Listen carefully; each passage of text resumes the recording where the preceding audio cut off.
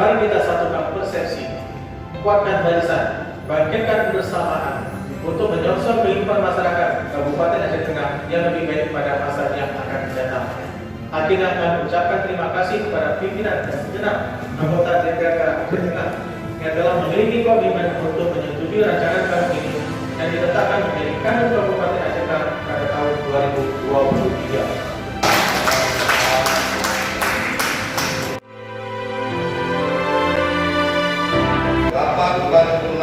Pengesahan kanun pokok-pokok pelabuhan daerah dan akan kanun kriteria fakir miskin menerima bantuan di Kabupaten Aceh Tengah secara resmi.